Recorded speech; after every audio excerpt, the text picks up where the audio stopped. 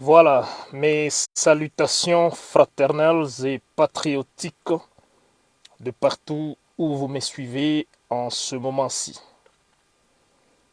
Avant que je ne puisse un peu parler, j'aimerais d'abord savoir pourquoi le Congolais ne prend rien au sérieux. Pourquoi le Congolais prend tout à la légère. Nous sommes quel genre de peuple? Nous sommes quel genre de peuple? Pourquoi chaque chose, le Congolais a tendance à négliger tout? Nous sommes quel genre de peuple? J'aimerais savoir qui nous a ensorcelés. Pourquoi nous prenons tout à la légère? Pourquoi on est distrait jusqu'au niveau où nous prenons tout comme de la blague, nous prenons tout comme, je ne sais pas, comme des accessoires. Même ce qui a trait à la sûreté de notre État, ce qui a trait à notre survie, ce qui a trait à notre existence, nous, comme nation, nous prenons tout à la légère. Donc, le Congolais, c'est du genre, il peut trouver qu'on vient de tirer un enfant ici, le Congolais va les sauter et va courir pour aller dans un concert. Nous sommes quel genre de peuple? Mais qu'est-ce qui ne va pas? Pourquoi nous prenons les alertes à la légère jusqu'à ce niveau-ci? Donc un Congolais, on peut le dire clairement, il y a des infiltrés dans cette maison ici. Il y a des infiltrés qui vont prendre cette ville demain matin, vous dites aux Congolais, ces infiltrés, ils sont dans cette maison, ils ont des caches d'armes, ils vont prendre cette ville demain. Les Congolais vont décider d'éviter d'alerter les autres, d'éviter de partager le message pour alerter les autres. Le Congolais va vouloir aller chercher les nouvelles qui ont trait à la médisance. Donc pour un Congolais, mieux vaut la médisance. Bissodo, des histoires, des accessoires, des futilités, et négliger ce qui a trait à sa survie. Mais au fait, Congolais ni mtu wanamna tulumbiwa kai. Vous vous sentez comment quand vous êtes assis quelque part? On vous dit que une cité aussi minière, c'est pas de la blague, hein? Une cité où vous trouvez le diamant, vous trouvez l'or, vous trouvez le castérite, vous trouvez le coltan. Mais la cité, Roubaïa, on vous dit Roubaïa, c'est la capitale mondiale du coltan. Il y a le manganèse, il y a le tungstène, il y a presque tout. Mais les Congolais, qui nous a ensorcelés? Comment on peut vous dire qu'une telle ville est tombée? Votre président, d'abord, il prend l'avion, il voyage. Vos districts, je ne sais pas moi, traîtres, vos sorciers là d'hommes politiques, très occupés. Ceux qui ont détruit le pays en occupant les postes, ils ont pillé le pays comme pas possible. Et ils sont très occupés par les bêtises des campagnes électorales où ils vont encore voler les voix. Mais qui nous a ensorcelés au fait? Les Congolais, c'est quel genre? C'est quel genre d'homme? Les Congolais, c'est quel genre d'individu? Dieu nous a créés avec quoi? Dieu a pris vraiment la terre, la même terre que Dieu a utilisée pour fabriquer un Allemand. C'est la même terre que Dieu a utilisée pour créer un Congolais. Mais qu'est-ce qui ne va pas en fait? Qu'est-ce qui ne va pas avec nous? Qui peut applaudir de tels leaders et se dire être humain? Qui peut applaudir de tels dirigeants et se dire être humain? Qu'est-ce qu'on n'a pas dit concernant cette cité de Roubaïa? Qu'est-ce qu'on n'a pas dit concernant Kichanga? Qu'est-ce qu'on n'a pas dit? Qu'est-ce qu'on n'a pas dit? Et toutes ces cités-là sont en train de tomber chaque jour. Donc c'est comme si il n'y a aucune opposition. C'est comme si les M23, on dirait, ils marchent. Hein? C'est comme s'ils marchent. Leur chemin est ouvert et ils marchent. Il n'y a rien pour les opposer. Enfin, nous sommes quel genre de peuple? Nous sommes quel genre de peuple? Qui nous a ensorcelés? Ça énerve. Et vous êtes tout simplement là pour vulgariser des fausses informations. On vous ment que nous avons le dessus sur l'ennemi, et tout le monde y croit, tout le monde vulgarise les informations. Mais jusqu'à quand? Nous devenons ridicules quand nous serons en train d'informer les gens que nous sommes en train de gagner, et pourtant nous ne récupérons aucun espace, pas même un centimètre. Nous devenons ridicules. Le monde rit de nous. Nous sommes humiliés par un petit pays comme le Rwanda. Nous sommes incapables de nous venger contre un petit pays comme le Rwanda qui humilie le grand Congo. Donc il nous humilie dans notre grandeur, dans notre immensité, dans nos richesses, dans nos capacités intellectuelles. Un très petit pays comme ça, comme le Rwanda, est en train de nous humilier. Une humiliation historique. Une humiliation historique, une humiliation générationnelle.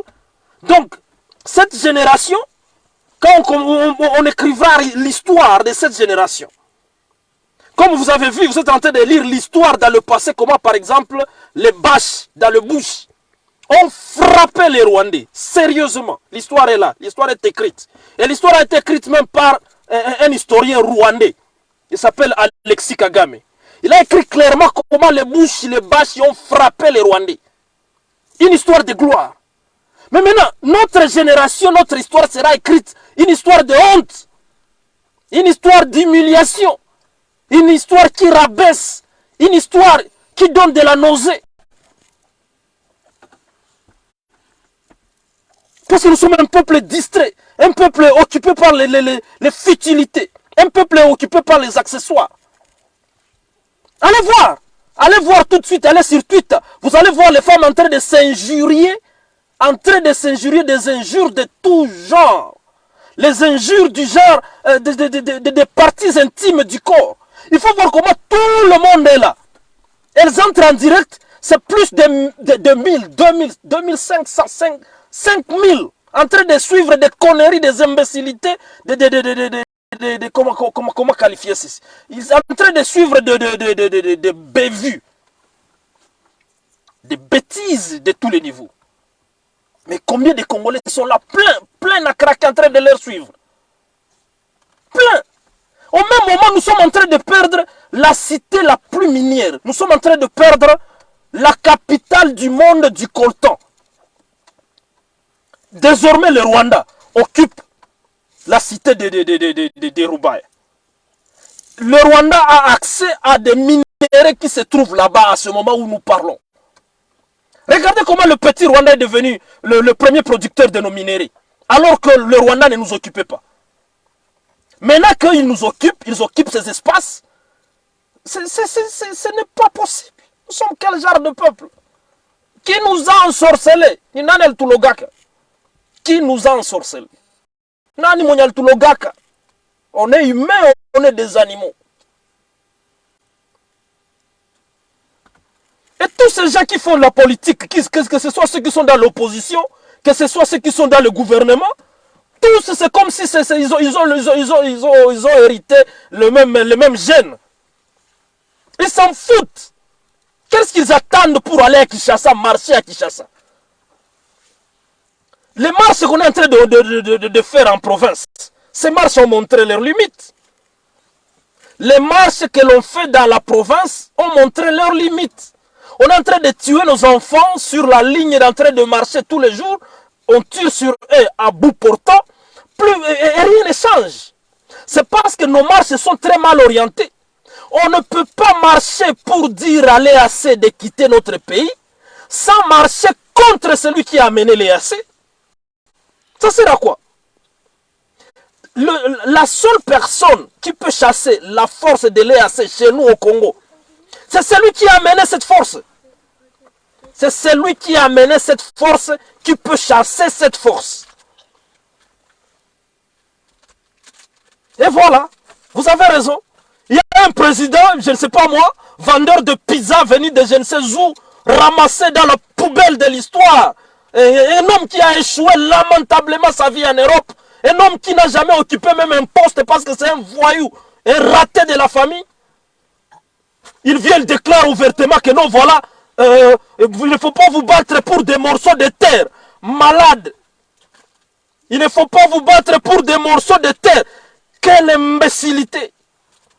Quelle malédiction d'avoir un tel président. Quelle malédiction d'avoir des dirigeants qui nous ont dit de voter pour un ramasse.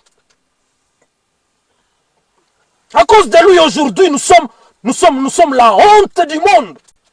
Nous sommes la honte de l'histoire de l'humanité. Les générations à venir diront, on avait un pays tellement riche. On avait un pays qui allait jusqu'à la frontière avec les Rwandais. Mais aujourd'hui, les Rwandais viennent d'occuper le nord Kivu. Ça ne nous appartient plus. Parce que ça sert à quoi d'avoir la ville de Goma, par exemple, alors que tous les lieux qui alimentent Goma sont déjà coupés. Goma est asphyxié. Ça nous sert à quoi? Et donc voilà, l'ennemi ne veut même pas attaquer Goma. Parce qu'il sait que Goma existe à cause de ces coins qui alimentent Goma. Stratégiquement, s'il occupe le coin qui alimente Goma, il a déjà occupé Goma. Qu'est-ce qui le manque? Qu'est-ce qui le manque? Nous sommes quel genre de peuple? Nous sommes quel genre de peuple? Si on peut se poser cette question. Nous sommes quel genre de peuple? Qui peut avoir l'appétit de manger aujourd'hui, alors que son pays vient de perdre une cité aussi minière comme Roubaix? Qui peut avoir l'honneur d'aller prendre une bière, d'aller prendre du vin? Qui peut se réjouir? Qui peut aller fêter aujourd'hui? Qui peut même aller à l'église? Pour faire quoi à l'église? Qui peut aller à l'église pour faire quoi à l'église? Qui peut aller dans un concert aujourd'hui? Mais tous les Congolais dans des concerts, tous les Congolais dans des boîtes de nuit. Et ça, c'est de partout. Pas seulement au pays, même dans la diaspora, partout. Tout le monde est en train de jouir. Mais on a tendance à croire que ce pays, nous ne méritons pas ce pays. C'est comme si nous sommes petits par rapport à la grandeur de ce pays. Nous sommes petits par rapport à l'immensité de ce pays. Ce pays, apparemment, on ne le mérite pas. C'est quoi ça? C'est quoi ces bêtises? Ceux qui sont dans l'opposition, qu'attendez-vous pour aller faire des marches à Kinshasa? Les marches là qu'on a fait à Kinshasa pour chasser Kabila, c'était des marches qui mobilisaient tout le monde. Pourquoi ne pas aller organiser de telles marches à Kinshasa? Les leaders d'opposition partout en province, quittez vos bureaux climatisés, quittez votre luxe en province, allez tous à Kinshasa pour organiser des marches. L'église catholique qui a été la première, je l'ai dit clairement, la première à mener des enquêtes sur terrain, à descendre sur place dans le Nord Kivu pour aller enquêter sur l'idée de la balkanisation, c'est l'église catholique. C'est le cardinal Ambongo. Il était le premier, il est parti. À son retour, il a déclaré que non, le plan de la balkanisation est réel. Le plan de l'occupation du Nord Kivu est réel. La vidéo est là, lui-même a déclaré, il a fait un rapport. Mais pourquoi cela n'a pas constitué une sonnette d'alarme pour alerter le monde, pour alerter la communauté, pour alerter les autorités? Pourquoi? Pourquoi? Nous sommes quel genre de peuple? Comment nous devons mourir à l'est, au nord et du côté de l'Ituri? Comment on doit mourir comme des moustiques alors qu'à Kinshasa c'est la fête tous les jours? C'est la fête tous les jours. Je viens de voir les gens en train de vulgariser les images. Amida Chatir a récolté le manioc. Soyons sérieux. Soyons responsables. Faisons preuve de responsabilité. Si elle récolte son manioc, ça nous regarde en quoi? Ça nous regarde en quoi? Quelqu'un récolte son manioc, la toile brûle. On occupe un territoire riche. Tout le monde, comme si rien n'était. Comme si rien n'était. Et pour nous distraire davantage, il y a un Théon Gwabidje qui est fait mandat.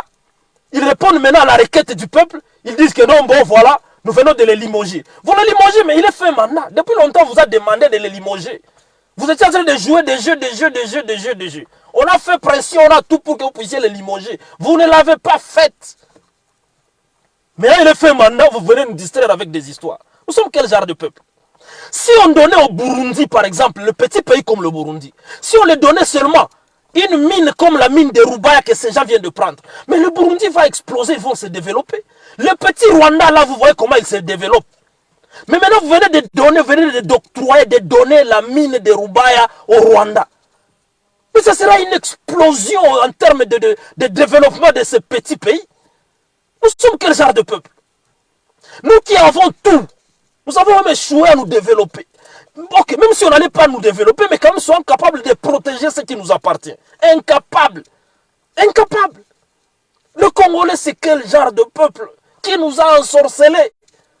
Comment quelqu'un peut sauter? On tire à bout portant sur un enfant. Le Congolais saute l'enfant qu'on vient de tirer.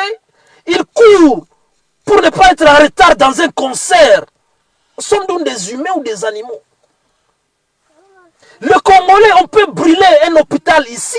Au lieu de courir pour secourir les malades, pour alerter les gens, le Congolais va d'abord se précipiter pour aller dans une cellule de prière, pour aller prier. Vous priez quel Dieu? Quel est ce Dieu qui soutient l'idiotie? Quel est ce Dieu que vous priez? Des cris de cymbales dans les oreilles de Dieu. Des cris de cymbales, vous dérangez Dieu. Avec vos prophéties inutiles, vous dérangez Dieu. Une cité aussi riche comme celle de Roubaïa. Regardez, ça change toute la donne en termes de négociation. On ne négociera plus avec les M23 comme si on est au même niveau. Donc on sera en train de négocier en faiblesse. Nous serons dans la position de faiblesse. Avec de telles richesses, désormais, le M23 peut déjà s'occuper encore plus en armes. Le M23 peut maintenant bien payer ses militaires. Le M23 peut maintenant attirer tous ces, comment on les appelle? Tous ces Congolais là corrompus. Parce que les Congolais, les dirigeants congolais sont très corruptibles. Avec l'argent que le M23 va maintenant faire à partir de ces mines, le M23 peut corrompre tous vos généraux là. Le M23 peut corrompre tous vos politiciens là. Le M23 peut corrompre tous vos ventriotes. Tous vos ventriotes là, les leaders d'opinion, tous. Le M23 peut les acheter comme ça, comme on achète de l'arachide. Bah, ils vont acheter leur conscience. Batabauza conscience, batabauza zamiri, ça gisi mtu unauza kalanga kunjia. Batenda bana bahonjesha. Bana goûter quoi conscience ya oui, bana goûter conscience ya. Ils vont tout acheter. Je viens de voir un homme comme Magloire Paloukou, vous le connaissez. C'est lui qu'on croyait un combattant. C'est lui qu'on croyait. Je pense que vous étiez en train de lire les poèmes de Magloire Paloukou. Le cahier de poèmes de Magloire Paloukou. Qui ne lisait pas ça? Et on le prenait pour un défenseur. Regardez, il vient de changer d'avis. Je viens de le voir, je viens de lire où il vient d'écrire. Il appelle les Congolais maintenant d'aller négocier avec le M23. Nous sommes quel genre de peuple? Qui nous a ensorcelés? Naniel Tulogaka. Naniel Tulogaka. Naniel Tulogaka ni pepo gani na kwaka mwa inchi? Ni pepo gani? Vous allez faire quoi dans vos bêtises d'église? Vous croyez que les Rwandais ne prient pas? Les Ougandais ne prient pas? Un fameux président, je ne sais pas moi comment qualifier ce monsieur. Je suis sûr qu'avec la capacité de mobilisation de Vital Kamerhe, vous avez vu sa tournée, plein à craquer. Pourquoi il ne peut pas entrer, il ne peut pas organiser une marche à Kinshasa où il appelle le peuple marchons pour aller dénoncer? Tout le monde va venir. Vous avez vu le plein à craquer de Moïse Katumbi, plein, monde fou. Pourquoi ne pas amener ces gens dans la rue dire marchons pour aller revendiquer que les Rwandais quittent nos terres?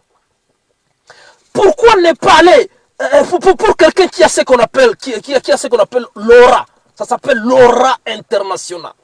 On n'a pas aussi un Africain qui a l'aura internationale de Denis Mukwege. Pourquoi ne pouvons-nous pas en appeler à l'église catholique, à Denis Mukwege, à tous ces opposants-là, d'aller à Kinshasa et organiser une marche historique? Pas ces bêtises que les gens organisent en province. Allez organiser ces marches à Kinshasa. Mais qu'est-ce qui nous est arrivé, bon Dieu? Qu'est-ce qui nous est arrivé? Qu'est-ce qui nous est arrivé? Quel genre de génération serons-nous? Quel genre d'histoire, quel héritage allons-nous laisser à nos enfants? Mes frères et sœurs, j'étais chez moi à Kaziba, je voyais dans la hutte de mon grand-père à Kaziba, il y a des lances. Et mon père nous expliquait toujours le jour, à l'époque des Moulélé, on prenait ces armes ici, ces lances, on allait nous battre. Qu'est-ce qui est arrivé à cette génération? Qu'est-ce qui nous est arrivé? Qui nous a... Nani mwanyali tuloga? Nani alituloga? Sa ikazi cha bakilia tu moya kuimbia ba politiciens. Kuwaimbia mchana na usiku. Ça ne va pas. Ça ne va pas. Comprenez mon émotion. Je suis sous choc d'apprendre de la chute de Roubaïa avec tout ce qu'on a fait comme sensibilisation. J'étais en direct, j'ai mobilisé presque tout le monde pour alerter pour la protection de cette chute. J'en ai appelé aux autorités pour en parler, pour en discuter. J'ai tout fait et voilà. Et voilà, on se réveille, c'est parti. La ville est tombée. Écoutez Kinshasa. Écoute Kinshasa. Je viens d'apprendre que les militaires de l'EAC, et on m'envoie même des preuves, il y a les preuves sont là. Les militaires de l'EAC sont déjà à Kisangani, les Kenyans. On vient de voir les Kenyans, les militaires de l'EAC à Kisangani. La question que tout le monde doit se poser, que font ces militaires à Kisangani? Et vous le savez, l'EAC veut dire M23, l'EAC veut dire Rwanda, l'EAC veut dire l'Ouganda. Tous ces gens là-bas, quand vous les voyez comme ça, ce sont des signes que c'est ça leur direction. Je préviens Kinshasa. Vous pouvez croire que vous êtes en train de nous abandonner. Mais attention, attention. Un sage avait dit, il ne faut pas danser quand ça brûle chez les voisins. À plus forte raison, a fortiori quand ça brûle dans ta propre maison. Il ne faut pas danser. Vous dansez pendant que nous mourons. Vous dansez pendant que nous souffrons. Mais attention, ce feu est en train de se propager. Ce feu est en train de se propager. Malheureusement, vous êtes dans la plus grande distraction. Vous êtes dans la plus grande distraction. Vous croyez que vous nous avez abandonnés. Demain, ça pourra être votre tour. J'ai la vidéo où les M23, vous le voyez, la vidéo est là. Les M23 sont en train de tirer à bout portant dans la population. Vous êtes en train de danser à Kinshasa. Les concerts tous les jours. Tous les jours. Les méga church de vos pasteurs là, les Mukuna, je ne sais pas moi, les fameux, qui ça, les Moïse Mie, les fameux, l'autre là de Vaseline, si c'est qui encore son nom, j'ignore. Des fêtes, des danses, de je ne sais pas quoi de tous les jours. Attention, vous êtes prévenus. Attention. Attention parce que, je vous préviens, attention parce que, à l'est du pays, il y a des gens qui sont en train de dire déjà que le mal du Congo c'est Kinshasa. Et comme ils ont conclu que le mal du Congo c'est Kinshasa, demain, ce peuple peut épouser l'idéologie de l'ennemi. Si vous continuez à nous abandonner, demain ce peuple peut épouser l'idéologie de l'ennemi. Vous allez fuir ce pays. Faites attention. Faites attention. Ne croyez pas qu'en nous abandonnant, vous vous rendez vous-même un bon service. L'unique manière de vous protéger, c'est de nous défendre. L'unique manière de nous protéger, nous, c'est de vous défendre. Vous êtes avertis, prenez ceci au sérieux, ou bien encore négligez comme vous le faites toujours. Mais vous allez vivre. Vous allez vivre et vous allez payer très cher cette bêtise. Un petit pays comme le Rwanda ne peut pas humilier un Congo dans sa grandeur. Faux et archi faux. Nous devons presser le vrai bouton. Et vous verrez, les choses vont changer. La donne va changer. Et ce vrai bouton commence par dire à ceux qui nous dirigent qu'ils sont complices de ce qui nous arrive. Félix Tshisekedi et sa bande, ils sont tous complices de ce qui nous arrive. Ils jouent un rôle majeur dans ce qui nous arrive. D'ailleurs, ils se réjouissent de ce qui nous arrive. Je dis et je vous remercie.